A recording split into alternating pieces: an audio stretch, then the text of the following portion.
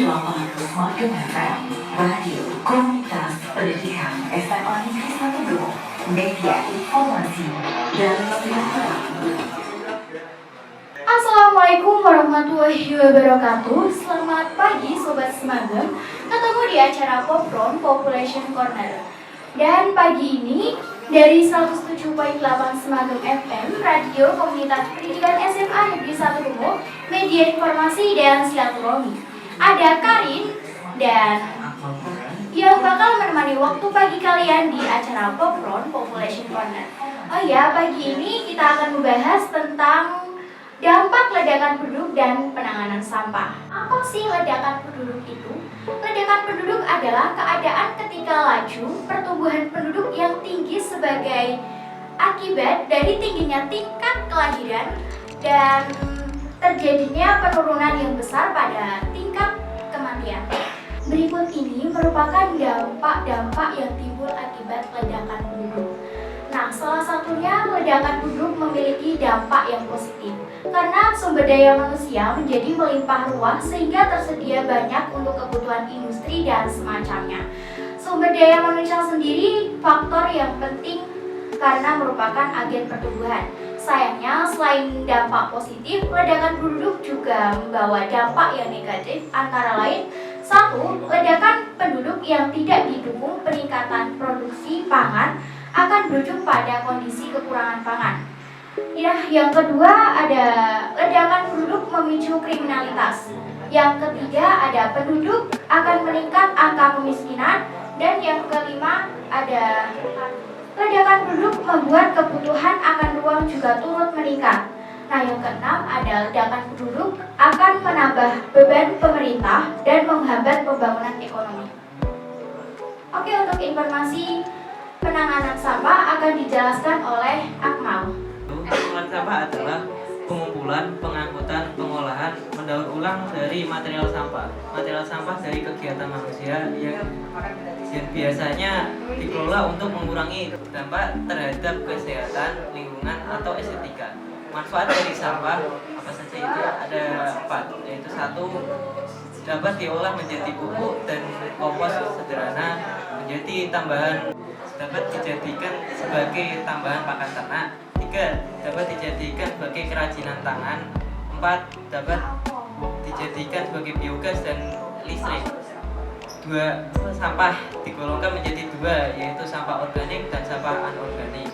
Nah, Sobat Semagem, bisa disimpulkan bahwa salah satu dampak negatif dari ledakan penduduk itu adalah meningkatnya jumlah sampah yang ada di sekitar kita. Nah, di sekolahan Semagem ini ada tempat recycle sampah untuk mengelola sampah yang ada di sekolahan ini. Nah, untuk informasi lebih lanjut akan disampaikan oleh Cindy Margareta di Rumah Recycle Sampah di SMA Negeri 1 Gemuk. Silakan rekan Cindy.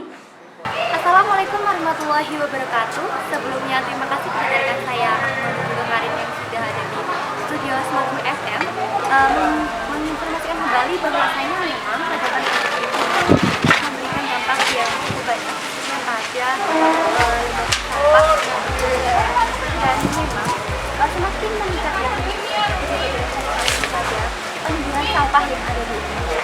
Nah, sekarang sudah ada saya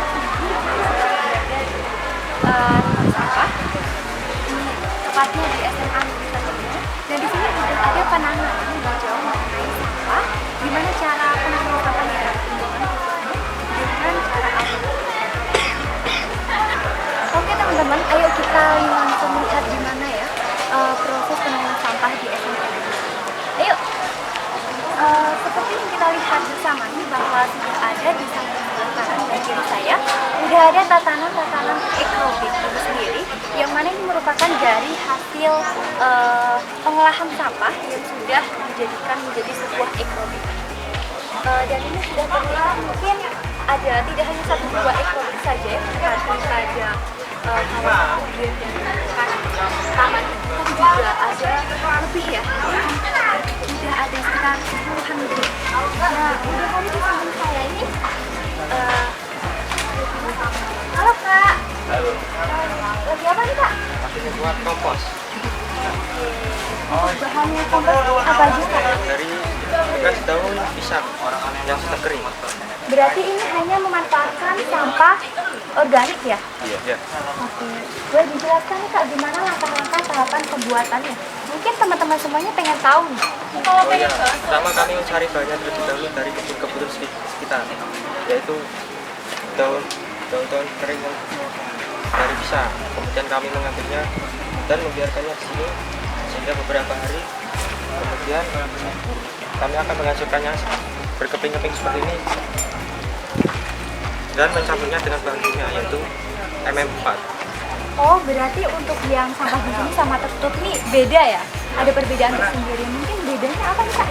Kalau ini masuk bahan baku yang sudah bisa dipakai sebenarnya. Oke.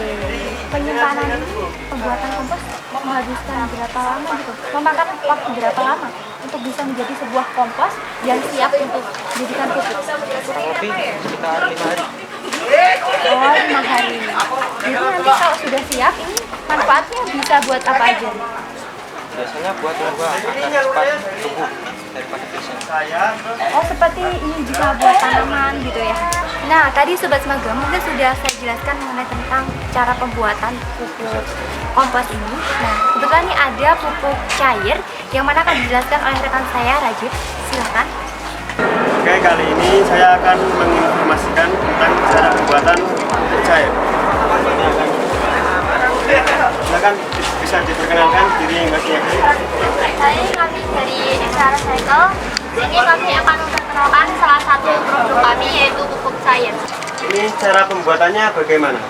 Cara pembuatannya dari telur dicampur sama gula sama micin 2 sendok terus dicampur sama air kolam. Nah itu terus berapa lama ini cara pembuatannya itu? Terus setelah dicampur ini dijemur selama 2 sampai 4 minggu di bawah sinar matahari. Manfaat dan fungsinya apa?